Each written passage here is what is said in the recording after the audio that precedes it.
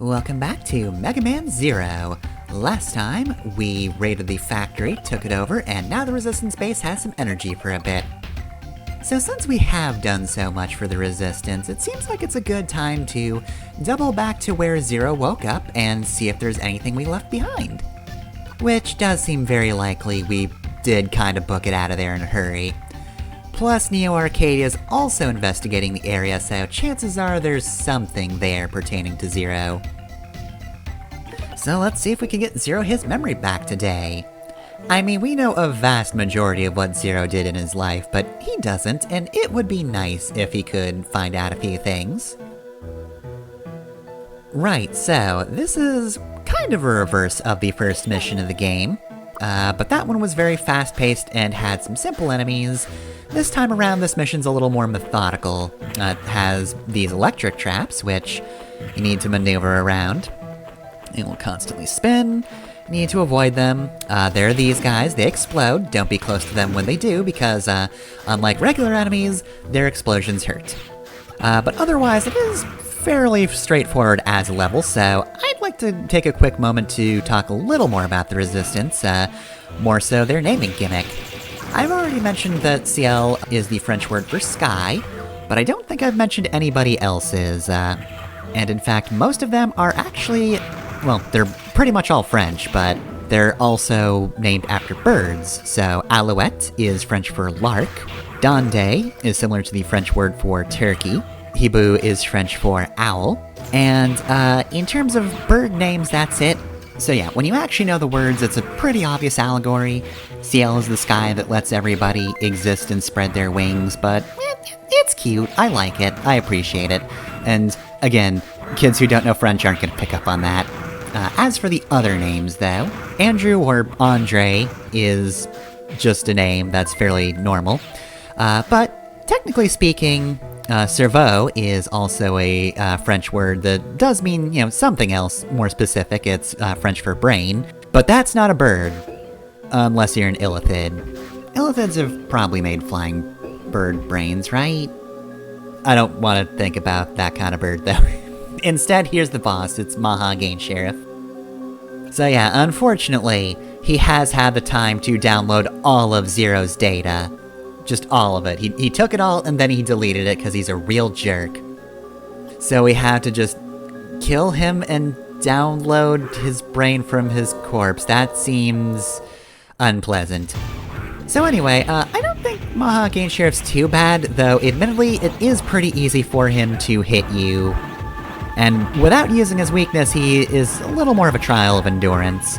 This is the main attack that's a pain to deal with, and of course it's his EX attack. He throws a boomerang.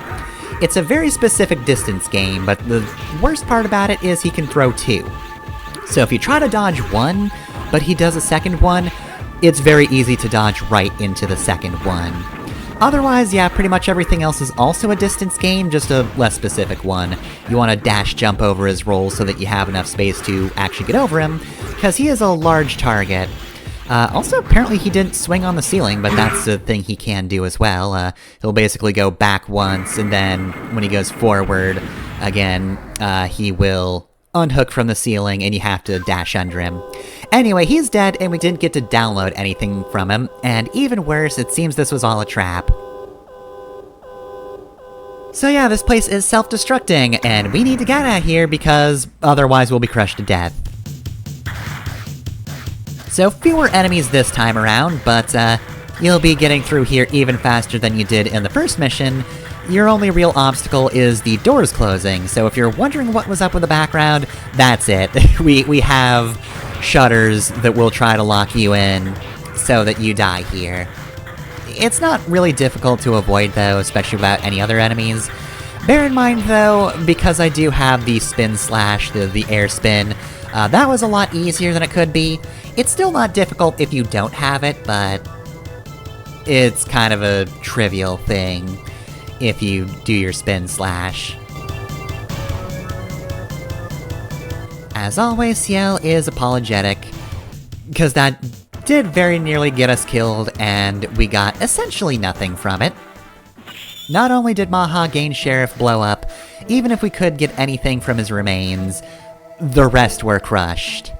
So, a bit of a bust to this mission, which is too bad, but at the very least I got a perfect score. Codename Savior, so you know what, we may not have gotten much, but at least we are cool. We did manage to get a little bit of data, and that does actually come in useful.